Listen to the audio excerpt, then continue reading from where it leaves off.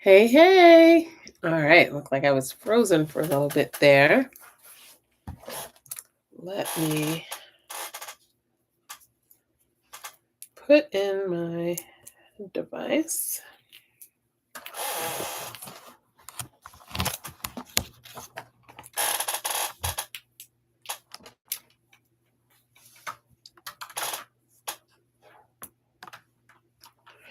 All right. There we go. Okay. Welcome, everyone.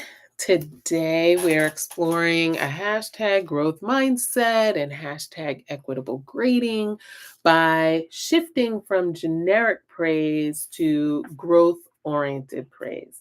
So we are at day 23 of our equitable grading in STEM.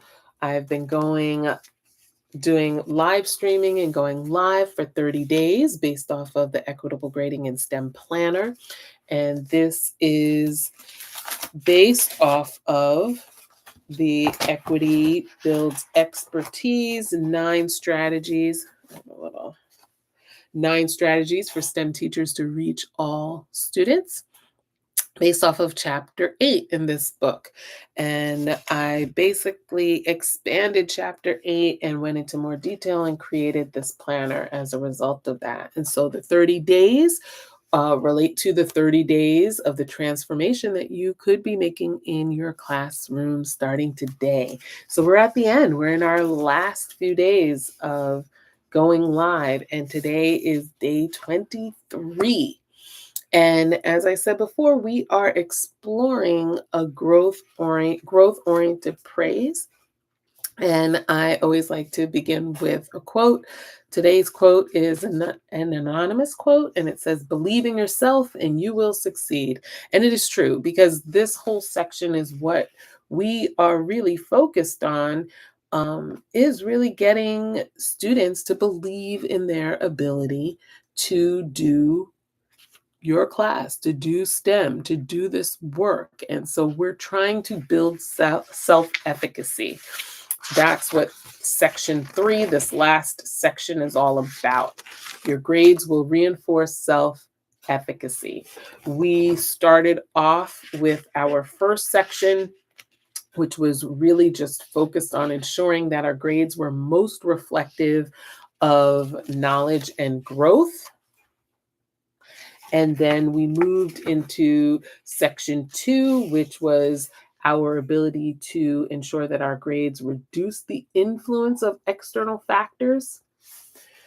And now we are focused on the last section, which really is all about building student self-efficacy. So let's talk about growth-oriented praise.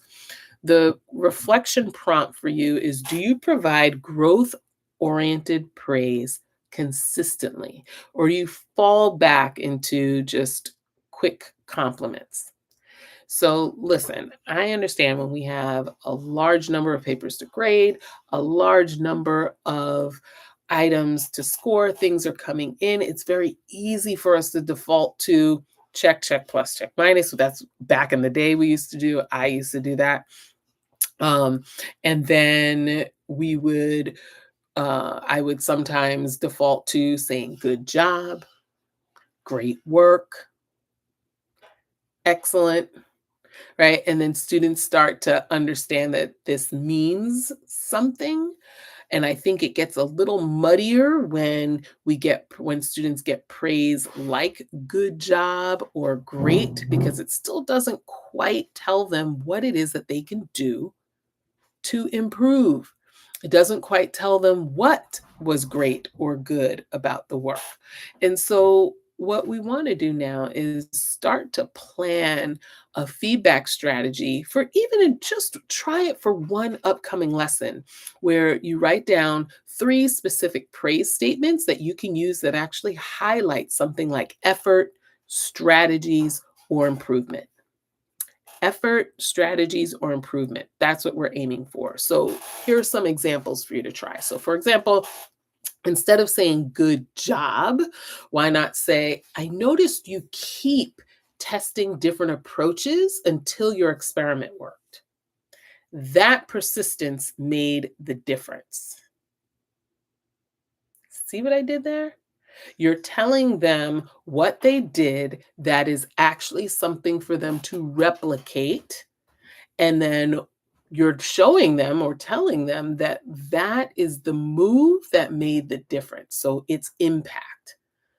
So, this is what we're talking about here when we say that we want students to start receiving this growth oriented praise. Another example, instead of saying, and I don't know how many people actually say this still, but sometimes we say it now as teachers because we're trying to help a student to feel good about what they're doing. But the reality is, it isn't giving much information on what to replicate, what to continue doing. Instead, it's almost praising them for just being who they are, which, granted, listen, everyone needs that kind of praise. But when you want that to have an impact on their outcomes and what they're doing, their behavior, you have to be more specific. So the comment is, sometimes we'll say, "You're so smart." And rather than saying that, what you might want to do is tell students something like this: the way you organized your data really clarified the pattern. That was sharp thinking. Again, you've qualified what was done to be a reflection of sharp thinking, smartness. Okay, rather than leaving it plain and leaving it flat as a statement, because that isn't necessarily going to help the student replicate it again. Instead of saying that's right, you might want to praise them for what they did in giving that right answer, right? So you explained your reasoning so clearly that others were able to easily follow along and follow your thinking. That shows some real mastery there. Very different response, very different reaction, and a very different way of giving students a tool for moving forward. And then the last one, which, gosh, I used to do this. I used to do this a lot. Nice work. I'd write it at the top of the page. Nice work.